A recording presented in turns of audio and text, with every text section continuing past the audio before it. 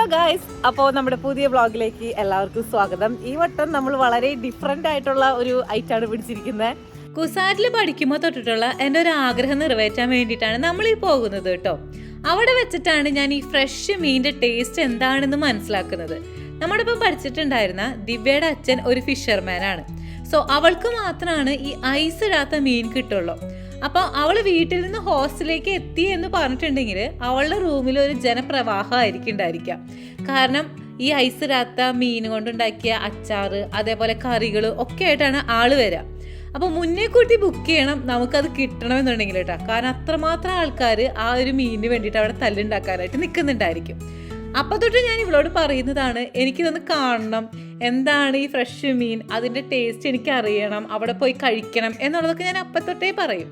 പക്ഷെ പല സാഹചര്യങ്ങളുടെ സമ്മർദ്ദം മൂലം അതൊന്നും നടന്നിട്ടുണ്ടായിരുന്നില്ല. പക്ഷെ ഈ വട്ടം ഞാൻ നാട്ടിലോട്ട് വരുന്നുണ്ട് എന്ന് പറഞ്ഞപ്പോൾ അവൾ പറഞ്ഞു, നീ ഒരു 2 ദിവസം എൻ്റെ വീട്ടിലേക്ക് വായോ, നിൻ്റെ ഈ മീൻ കുറേ മീൻ എന്നുള്ളത് തീർത്തിട്ട് പോവാം എന്നുള്ളത്. ഈ മീൻ കുറേ മീൻ എന്ന് പറഞ്ഞിട്ടുണ്ടെങ്കിൽ ഇവൾ എന്നോട് ചോദിക്കും വീട്ടിൽ നിന്ന് വരുന്ന സമയത്ത്, അല്ലെങ്കിൽ ഞാൻ നാട്ടിലോട്ട് വരുന്ന സമയത്ത് നിനക്ക് എന്താ വേണ്ടേ, എന്താ ഇഷ്ടം എന്നൊക്കെ. അപ്പം ഞാൻ എപ്പോഴും പറയും എനിക്ക് മീൻ കുറേ മീൻ മാത്രം മതി എന്നുള്ളത്.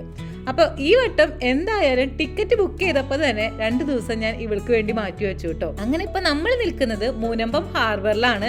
ഇവിടെ നിന്ന് നമ്മുടെ ഇന്നത്തെ യാത്ര ആരംഭിക്കുകയാണ്. അപ്പം ഞങ്ങളിതാ നല്ലൊരു ഇവരെന്താ പറയുന്നത്, ഇതിന് ഓക്കെ, അങ്ങനെ ഒരു മീൻ വാങ്ങിച്ചിട്ടുണ്ട്. ഇനി നമുക്ക് ഇതിനെ വെട്ടി സെറ്റ് ചെയ്യണം കേട്ടോ. അപ്പൊ നമ്മൾ ഇവിടുന്ന് പോട്ടെ. ഇവിടെ ഭയങ്കര ചെല്ലിയാണ്, അങ്ങനെയല്ല ഉദ്ദേശിച്ചേ. അപ്പൊ ഇവരെ എന്നോട് ഷൂട്ട് വരാമെന്ന് പറഞ്ഞു. പക്ഷെ ഞാൻ എന്റെ അഹങ്കാരത്തിന് ഷൂട്ട് വന്നു.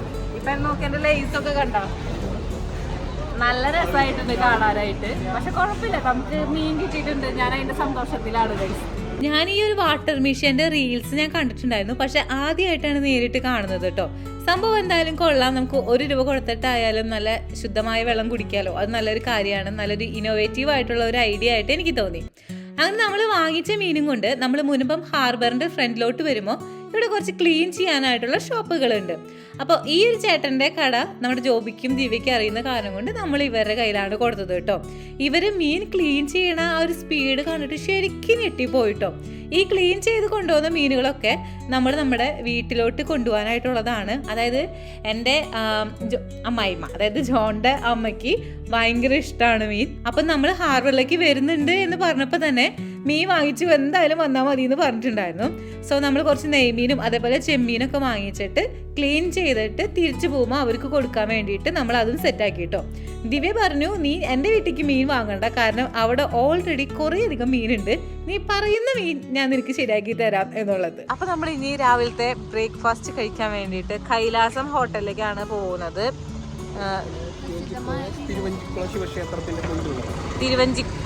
തിരുവഞ്ചിക്കുളം ക്ഷേത്രത്തിന്റെ മുൻപിലുള്ള കൈലാസം ഹോട്ടലിലാണ് നമ്മൾ ഫുഡ് കഴിക്കാൻ പോകുന്നത് കേട്ടോ. ഇവരൊന്നും ഞാൻ സ്പെഷ്യലായിട്ട് പരിചയപ്പെടുത്തേണ്ട ആവശ്യകത ഉണ്ട് എന്ന് എനിക്ക് തോന്നുന്നില്ല. കാരണം നമ്മുടെ വർക്കല ട്രിപ്പിൽ നിങ്ങൾ ഓൾറെഡി കണ്ടിട്ടുണ്ടായിരിക്കും. ഐശ്വര്യ എന്ന് നമ്മൾ വിളിക്കുന്ന ഐശ്വര്യ, അതേപോലെ കൊതു എന്ന് നമ്മൾ വിളിക്കുന്ന ദിവ്യ, പിന്നെ ദിവ്യയുടെ ഒരു ഫ്രണ്ട് ഉണ്ടായിരുന്നു ജോബി എന്ന് പറഞ്ഞിട്ട്, അവനായിരുന്നു നമ്മൾ മെയിനായിട്ട് കൊണ്ടു നടന്നിട്ടുണ്ടായിരുന്നത് കേട്ടോ. ദിവ്യയ്ക്ക് അത്ര അധികം സ്ഥലങ്ങളൊന്നും അറിയത്തില്ലായിരുന്നു. അപ്പോൾ അവനായിരുന്നു നമ്മളെ മെയിനായിട്ട് കൊണ്ടു നടന്നിട്ടുണ്ടായിരുന്നത്. പിന്നെ നമ്മുടെ വീരസാഹസ്യ കഥകൾ ഇങ്ങനെ പറയുകയായിരുന്നു ഞങ്ങൾ മുത്തുണ്ണിയോടും അതേപോലെ ജോബിയോടും. അത് കഴിഞ്ഞ് നമ്മൾ നേരെ പോയത് വള്ളമടക്കുന്ന പോയിന്റുകളിലേക്കാണ് കേട്ടോ. ഇത് വലിയ ഹാർബറുകളൊന്നുമല്ല, ചെറിയ ചെറിയ പോയിന്റുകളാണ്. ഇവിടേക്കാണ് ഇതേപോലത്തെ ചെറിയ വള്ളങ്ങൾ വന്ന് അടുക്കുക. എന്നിട്ട് ഇവിടെ നിന്ന് മീൻ പല ഭാഗത്തേക്കും കയറ്റി പോകും.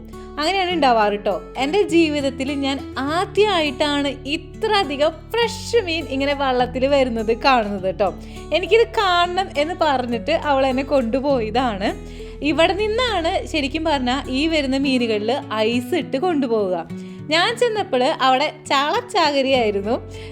ചാകര എന്നൊന്നും പറയാനൊന്നും പറ്റില്ല, എന്നാലും കുറേ അധികം ചാള, ഓൺലി ചാള. പല പല ബോട്ടുകളിൽ പല പല ഇങ്ങനെ ചെറിയ ചെറിയ വള്ളങ്ങളിൽ ഇങ്ങനെ ചാള വന്നുകൊണ്ടേയിരിക്കുക. അപ്പോൾ അവിടെയുള്ള ഈ വർക്ക് ചെയ്യുന്ന ആൾക്കാർ എന്നോട് പറഞ്ഞു, സൂക്ഷിച്ച് നിന്നോളൂ, കാരണം ഇങ്ങനെ വള്ളങ്ങൾ വരുന്നതിനനുസരിച്ച് പണി കൂടും, അപ്പം തിരക്ക് കൂടും, ആൾക്കാരിങ്ങനെ പെട്ടെന്ന് ഫാസ്റ്റായിട്ട് ഇങ്ങനെ സാധനങ്ങളൊക്കെ എടുത്തുകൊണ്ട് പോകും. അപ്പം മേത്ത് തട്ടാനും മുട്ടാനും ഒക്കെ സാധ്യതയുണ്ട്, അപ്പം നോക്കി സൂക്ഷിച്ച് നിന്നോളൂ എന്ന് പറഞ്ഞു. പക്ഷെ എനിക്ക് ഇതൊക്കെ കണ്ടിട്ട് എനിക്കിതിൻ്റെ അടുത്തേക്ക് തന്നെ പോകണം, അകന്ന് നിൽക്കാനൊന്നും എനിക്ക് തോന്നുന്നുണ്ടായിരുന്നില്ല. എന്തെങ്കിലും വരട്ടെ, എന്തായാലും ഇത്ര അധികം ആൾക്കാർ എൻ്റെ ഒപ്പം ഉണ്ടല്ലോ എന്ന് വിചാരിച്ചിട്ട് ഞാൻ ഇതിൻ്റെ ഉള്ളിക്കോടൊക്കെ കിടന്ന് മറയായിരുന്നു കേട്ടോ. ശരിക്കും എനിക്ക് അത്രമാത്രം സന്തോഷം ഉണ്ടായിരുന്നു. ആ ഒരു എക്സൈറ്റ്മെൻറ്റ് ശരിക്കും എനിക്ക് ഇപ്പോഴും ഉണ്ട്. അത് കഴിഞ്ഞ് വീട്ടിൽ വന്നിട്ട് ഞാൻ എല്ലാവരോടും പറയായിരുന്നു ഞാൻ അത്രമാത്രം ചാള കണ്ടു, ഞാനിങ്ങനെ ഫ്രഷ് ചാള വരുന്നത് കണ്ടു എന്നുള്ളതൊക്കെ. നിങ്ങൾക്കിപ്പോൾ കാണാം ചാളക്ക് ഇങ്ങനെ താഴെ ഇങ്ങനെ വെറുതെ വീണ് കിടക്കുകയാണ്. അപ്പോൾ ജോബി നമ്മളോട് പറഞ്ഞു ചിലപ്പോൾ ഇങ്ങനെ പ്ലാസ്റ്റിക് കവറൊക്കെ കൊണ്ടുവരികയാണെന്നുണ്ടെങ്കിൽ അവരിങ്ങനെ ആ പ്ലാസ്റ്റിക് കവർ നിറച്ച് ഫ്രീ ആയിട്ട് തന്ന് വിടും. കാരണം കുറേ ചാള താഴെ കിടക്കുന്നുണ്ടല്ലോ, അപ്പോൾ അതൊക്കെ നമുക്കിങ്ങനെ വാരിക്കൊണ്ടുപോകാം എന്നുള്ളതൊക്കെ കേട്ടോ. അപ്പോൾ ഇവിടെ നിങ്ങൾക്ക് കാണാം, ഇവിടെ തന്നെ വെച്ച് ഐസ് പൊടിക്കുന്നുണ്ട്. ആ ഐസ് എടുത്തിട്ട് ഇങ്ങനെ ഓരോ ബോക്സുകളിലിടും. ഒപ്പം ഈ കൊണ്ടുവരുന്ന ഫ്രഷ് മീൻ ഇങ്ങനെ തട്ടും. ഇതിലും ഫ്രഷ് മീൻ എന്തായാലും നമുക്ക് കാണാനായിട്ട് കുറച്ച് ബുദ്ധിമുട്ടായിരിക്കും. ഈ ചെറിയ വള്ളങ്ങളിൽ നിന്ന് വരുന്ന മീനായിരിക്കും ഏറ്റവും ഫ്രഷ് ആയിട്ട് നമുക്ക് കിട്ടാട്ടോ. അത് കഴിഞ്ഞ് നമ്മൾ നേരെ പോയത് ബോട്ട് ഉണ്ടാക്കുന്നത് കാണാൻ വേണ്ടിയിട്ടാണ് കേട്ടോ. ഈ വള്ളം, ബോട്ട്, പിന്നെ കാരിയർ, അങ്ങനെയൊക്കെ പല ഡിഫറെൻറ്റ് ടൈപ്പ് സംഭവങ്ങളുണ്ട്. ഇതെന്താണ് ഇതിൻ്റെ ഡിഫറൻസ് എന്നുള്ളതൊക്കെ ഞാൻ നിങ്ങൾക്ക് പറഞ്ഞു തരാം. ഇപ്പോൾ ജസ്റ്റ് ഇത് നമുക്ക് ബോട്ട് ഉണ്ടാക്കുന്ന ഒരു വർക്ക്ഷോപ്പ് കാണാൻ വന്നതാണേ. അപ്പം ഞങ്ങൾ ഇപ്പം എന്തൊക്കെ കണ്ടു? ഐസ് ഇടാത്ത പച്ചമീൻ കണ്ടു, പിന്നെ നമ്മളിത് കണ്ടേ വള്ളം ഉണ്ടാക്കുന്നത് കണ്ടു. ഇതെല്ലാം കണ്ടിട്ട് ഇനി നമ്മൾ അടുത്ത പിടിക്കാൻ പോണേ കോർഡിനേറ്ററെ. ഓക്കെ, ഇനി അഴീക്കോട് ജെട്ടിയിലേക്കാണ് നമ്മൾ പോകുന്നത്. ഇവർ പറയുന്നു, നമ്മൾ പിന്നാലെ പോകുന്നു. ഓക്കെ, 2 ദിവസത്തെ എൻ്റെ ടൂർ കോർഡിനേറ്റേഴ്സ് ആണ് നിൽക്കുന്നത്. ഞങ്ങൾ 3 പേര് ഇവർ പറയുന്നത് എവിടേക്കും പോവും. അത് ശരിയാണ്, ഞാൻ മുമ്പേ പറഞ്ഞല്ലോ, അധികം ഞാനും ഇല്ല. യെസ് ഗൈസ്, അപ്പൊ നമ്മളിപ്പോ വന്നേക്കുന്നത് എവിടെയാടാ? അഴീക്കോടിലാണ് നമ്മളിപ്പോ വന്നിരിക്കുന്നത്. അപ്പോൾ ഇവിടെ നിന്ന് നമ്മൾ അതായത് അഴീക്കോട് എന്ന് പറഞ്ഞാൽ അത്യാവശ്യം ഫേമസ് ആയിട്ടുള്ളൊരു സ്ഥലമാണ്. നിങ്ങൾക്കറിയാം, നമ്മുടെ മാർത്തോമാ ശ്ലീഹ വന്നിറങ്ങിയ ഒരു സ്ഥലം, അതേപോലെ ആൾ തിരുശേഷിപ്പുള്ള സ്ഥലം, അങ്ങനെയൊക്കെ കുറേ കാര്യങ്ങളിൽ ഫേമസ് ആണ്. അപ്പം നമ്മൾ ഇവിടെ നിന്ന് ഈ വഴിക്ക് അങ്ങ് നടക്കാൻ വേണ്ടി പോവാണ്. അവിടെ എന്തൊക്കെയോ കാണാനുണ്ട് എന്നാണ് പറയുന്നത്. അപ്പോൾ അതിന് മുമ്പ് മുത്തുണ്ണിക്ക് ഒരു ജീരക സോഡ കുടിക്കണം എന്ന് പറഞ്ഞു. പിന്നെ ഞങ്ങൾ കുറച്ച് വെള്ളം വാങ്ങിച്ചു. ഇതെല്ലാം ആയിട്ട് നമ്മൾ പോവാണ് കേട്ടോ. ചെറിയ ബോട്ടിൽ പോകുന്നത് പക്ഷേ കുറച്ചും കൂടി റിസ്ക് അല്ലേ? അങ്ങനെയല്ല, കുറച്ച് ഇങ്ങനെ തിരുമാലയൊക്കെ വലുത് വന്നു കഴിഞ്ഞാൽ അത് ഞാൻ കൊണ്ട് 2 പേർക്ക് പോകണ പോലത്തെ വെച്ചേനെ. ഈ സാധനത്തിലാ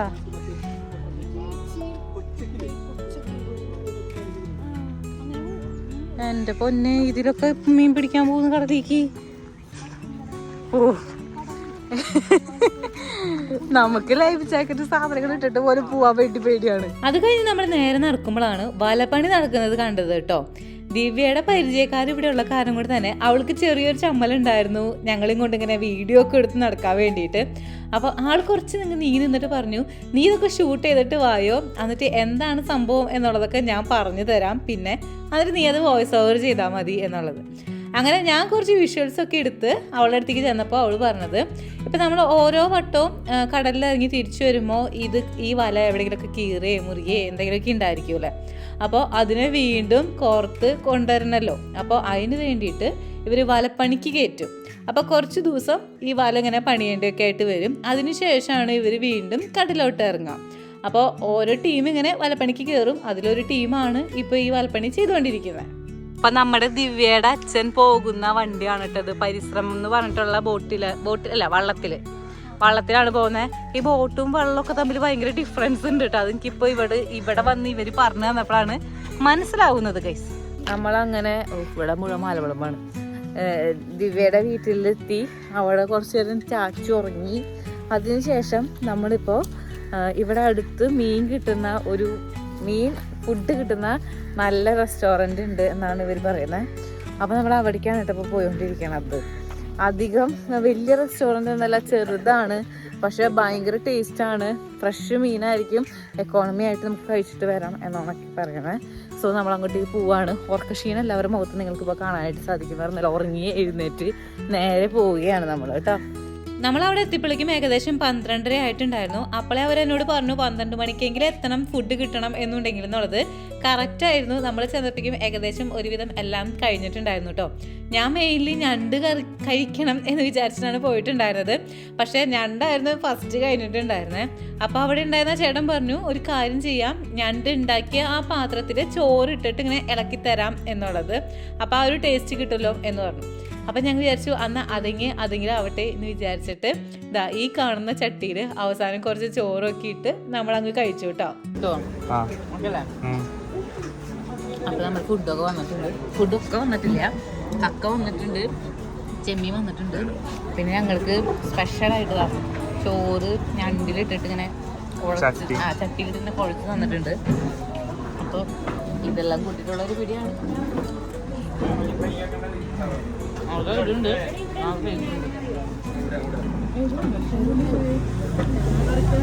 എനിക്ക് മീൻ ഭയങ്കര ഇഷ്ടമാണെങ്കിലും എൻ്റെ മുത്തുണ്ണിക്ക് അതിൻ്റെ സ്മെല്ല് പോലും പറ്റില്ല കേട്ടോ. അപ്പം അത് കാരണം കൊണ്ട് നമ്മൾ ഏതെങ്കിലും സീ ഫുഡ് റെസ്റ്റോറൻറ്റിൽ ചെല്ലുമ്പോൾ ഉറപ്പ് വരുത്തും അല്ല ചിക്കനോ ബീഫോ എന്തെങ്കിലും ഉണ്ടോ എന്നുള്ളത്. സോ ഇവിടെയും നമ്മൾ ചോദിച്ചപ്പോൾ അവർ ബീഫ് ഉണ്ടെന്ന് പറഞ്ഞു. അപ്പോൾ അത് കൂട്ടിയിട്ടാണ് അവൻ കഴിക്കുന്നത്. പക്ഷേ ഞാൻ നല്ല കരിമീനും നെയ്മീനും ഒക്കെ കൂട്ടി കഴിക്കാണ് കേട്ടോ. ശരിക്കും ഇങ്ങനത്തെ മീനുകളൊക്കെ നമുക്ക് കിട്ടണമെന്നുണ്ടെങ്കിൽ നാട്ടിൽ തന്നെ വരണം. അത് കാരണം കൊണ്ടാണെന്ന് തോന്നുന്നു. മുൻപേ എനിക്ക് കൊതിയുണ്ട്, എന്നാലും ഇപ്പം എനിക്ക് കുറച്ച് കൊതി കൂടിയിട്ടുണ്ട്. അങ്ങനെ നമ്മൾ ഇപ്പോൾ മുസിരീസ് എന്ന് പറഞ്ഞ ഒരു സ്ഥലത്താണ്, അല്ല കോട്ടപ്പുറം എന്ന് പറഞ്ഞൊരു സ്ഥലത്താണ് എത്തിയിരിക്കുന്നത്. അവിടെ നിങ്ങൾ നോക്കി 1117 ബിൽഡിംഗ് ആണ് നിങ്ങളിപ്പോൾ ഈ കാണുന്നത്. നോക്ക് അതിൻ്റെയൊക്കെ ആർക്കിടെക്ചറുകൾ നോക്കിയേ. ശരിക്കും പറഞ്ഞാൽ നമ്മുടെ നാട്ടിൽ കുറേ ഇങ്ങനത്തെ ഹിസ്റ്ററിയും കാര്യങ്ങളുണ്ട്. പക്ഷേ ഇതൊന്നും നമ്മൾ സേവ് ചെയ്യുന്നില്ല. അതൊക്കെ നമ്മൾ നശിപ്പിച്ച് കളയാണ് ചെയ്യണേ. കണ്ടോ, എനിക്ക് അതൊക്കെ കണ്ടപ്പോൾ ഇതൊക്കെ ശരിക്കും പറയുകയാണെന്നുണ്ടെങ്കിൽ ഞാൻ യൂറോപ്പിനെ പൊക്കി പറയല്ല, അവരാണ് എന്നുണ്ടെങ്കിൽ അവർ ഇതെല്ലാതും ഇങ്ങനെ കാത്തു സൂക്ഷിക്കുമായിരുന്നു. പക്ഷേ ഇതൊക്കെ നോക്കിയേ, ഈ ബിൽഡിങ്സൊക്കെ ആകെ പോയി. പക്ഷേ ഈ ഒരു ബിൽഡിങ് അവർ നന്നായി നോക്കുന്നുണ്ട് കേട്ടോ. ഈ ഒരു ചാപ്പൽ നോക്കിയേ, ഞങ്ങളുടെ അവിടെയൊക്കെ അതിനെ കപ്പേളാന്നാണ് പറയാ. നിങ്ങളുടെ അവിടെ എന്താ പറയാന്ന് എനിക്കറിയില്ല. അത് കാരണം കൊണ്ടാണ് ഞാൻ ചാപ്പൽ എന്ന് പറഞ്ഞത്. ഇതിൻ്റെ ഒരു ആർക്കിടെക്ചറും അതിൻ്റെ സറൗണ്ടിങ്സ് ആയിട്ട് മാച്ച് ചെയ്ത് നിൽക്കുന്ന രീതിയിലില്ലേ, ശരിക്കും ഇതൊക്കെ നമ്മൾ സൂക്ഷിക്കേണ്ട സംഭവങ്ങൾ തന്നെയാണ് കേട്ടോ. പിന്നെ ഈ വീടും ഫേമസ് ആണ്. നമ്മുടെ പൊറിഞ്ചുമർ യൗസേപ്പ് എന്ന് പറഞ്ഞിട്ടുള്ള ഫിലിം ഷൂട്ട് ചെയ്തിരിക്കുന്നത് ഈ ഒരു വീട്ടിൽ വെച്ചിട്ടാണ് കേട്ടോ. ഇതിന് ഇങ്ങനെ കുറച്ച് നടന്നു കഴിയുമ്പോൾ അവിടെ കുറേ കഫേസും കാര്യങ്ങളൊക്കെ ഉണ്ട്. അങ്ങനെ നമ്മളൊരു ഓൾഡ് സ്കൂൾ ടീ ഷോപ്പ് എന്ന് പറഞ്ഞിട്ടുള്ള ഒരു കഫേയിൽ നമ്മൾ കയറി. അവിടെ നമ്മൾ കുറച്ച് കോഫിയും അതേപോലെ ഷേക്കും കാര്യങ്ങളൊക്കെ കുടിച്ചു കേട്ടോ. നമ്മൾ കുറച്ച് നേരം റെസ്റ്റ് എടുത്ത് ഒന്ന് ഫ്രഷ് ആയിട്ടാണ് ഇവിടേക്ക് ഇറങ്ങിയിട്ടുണ്ടായിരുന്നത്. കാരണം നമ്മൾ പുലർച്ചെ 3 മണി 3:30 ആയപ്പോഴേക്കും എഴുന്നേറ്റ് നമ്മൾ നേരെ ഹാർബറിലേക്ക് വന്നതാണ്. കാരണം ഒരു 5 മണി അല്ലെങ്കിൽ 6 മണിക്ക് കഴിഞ്ഞിട്ടുണ്ടെന്നുണ്ടെങ്കിൽ ഹാർബറിലുള്ള മീനുകളും കാര്യങ്ങളൊക്കെ പോവും. അപ്പം നമുക്കത് കാണാനായിട്ട് പറ്റില്ല. സോ നമ്മൾ നേരത്തെ എഴുന്നേറ്റ കാരണം കൊണ്ട് ആ ഒരു ഓർക്കക്ഷീണം ഞങ്ങൾക്ക് എല്ലാവർക്കും ഉണ്ടായിരുന്നു കേട്ടോ. ഇത് വേറൊരു ഇൻട്രസ്റ്റിംഗ് ആയിട്ടുള്ളൊരു കാര്യമാണ്. ഇങ്ങനെ മീനെ പിടിച്ചിട്ട് ഇങ്ങനെ വലയിലിട്ട് ആ പുഴയിലിട്ട് ഇട്ട് വയ്ക്കും. അപ്പം നമുക്ക് ജീവനോടെ വരുന്ന ആൾക്കാർക്ക് പിടിച്ചു കൊടുക്കാനായിട്ട് പറ്റും. അപ്പം ഞങ്ങൾ ചെന്നപ്പോൾ ആളിങ്ങനെ പൊക്കി കാണിച്ചു തന്നു. അപ്പം ഏകദേശം എത്ര കിലോനുണ്ട് കാര്യങ്ങളൊക്കെ പറയും.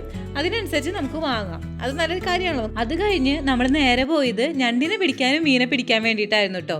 ഞാൻ അവിടെ ചെന്ന 2 ദിവസം അവർ ഫുൾ ബുക്ക് ചെയ്ത് വെച്ചിരിക്കുകയായിരുന്നു. ഓരോന്ന് കഴിയുമ്പോൾ ഓരോന്നായിട്ട്. ശരിക്കും ഞാൻ ദിവ്യയുടെ അടുത്തേക്കാണ് പോയത് എന്നുണ്ടെങ്കിലും ദിവ്യയുടെ ഫ്രണ്ട്സ് ആയിരുന്നു കേട്ടോ എല്ലാം കോർഡിനേറ്റ് ചെയ്തിട്ടുണ്ടായിരുന്നത്. ശരിക്കും ഞാൻ അവരെ സമ്മതിച്ചു. എനിക്ക് വേണ്ടി അവർ അത്രത്തോളം എഫേർട്ട് എടുത്തിട്ടുണ്ടായിരുന്നു.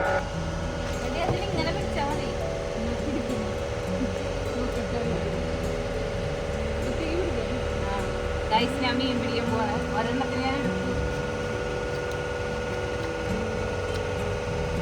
വാടി കാണുന്നുണ്ടടി. അയ്യോ എടാ നീ ഇങ്ങനെ പറഞ്ഞു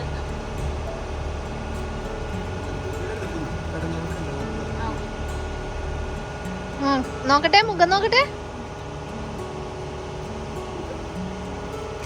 സക്സസ്.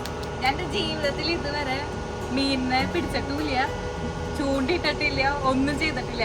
ആദ്യത്തെ എന്റെ സംരംഭമാണ് ഇപ്പൊ നടന്നുകൊണ്ടിരിക്കുന്നത്. അത് കഴിഞ്ഞ് തിരിച്ചു വന്നപ്പോഴേക്കും ദിവ്യയുടെ അമ്മ കുറേ അധികം കറികൾ ഉണ്ടാക്കി വെച്ചിട്ടുണ്ടായിരുന്നു കേട്ടോ. എല്ലാ മീനായിരുന്നു.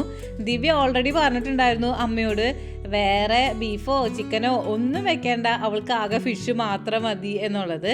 സോ അമ്മ അത് പറഞ്ഞ പോലെ തന്നെ വർക്ക് കഴിഞ്ഞ് വന്നിട്ടാണ് കേട്ടോ പാവം ഇത്ര അധികം കറികളും കാര്യങ്ങളൊക്കെ ഉണ്ടാക്കി തന്നെ. അത് കഴിഞ്ഞ് നേരെ ഞങ്ങൾ അവിടെ അടുത്തുള്ള ഒരു ബീച്ചിൽ പോയി അവിടെ നിന്ന് കുറച്ച് നൈറ്റ് ലൈഫൊക്കെ ഒന്ന് ആസ്വദിക്കാം എന്ന് വിചാരിച്ചിട്ട് ഒരു ചായയും അതേപോലെ ഉപ്പിലിട്ട മാങ്ങ നെല്ലിക്ക സാധനങ്ങളൊക്കെ വാങ്ങിച്ച് അതൊക്കെ കഴിച്ചു. ഇനി എന്തായാലും നാളെയും ഇത്രയധികം കാര്യങ്ങൾ നമ്മൾക്ക് കാണാനായിട്ടുണ്ട്. അപ്പം ഞാൻ വിചാരിച്ചു നമുക്ക് ഈ ഒരു വ്ളോഗ് ഇവിടെ വെച്ച് അവസാനിപ്പിക്കാം അല്ലേ. അപ്പം നാളത്തെ വിശേഷങ്ങളും കുറച്ച് ഇൻഫോർമേറ്റീവ് ആയിട്ടുള്ള കാര്യങ്ങളും നമുക്ക് അടുത്ത വ്ളോഗിൽ കാണാം. അതുവരെ എല്ലാവർക്കും ബൈ.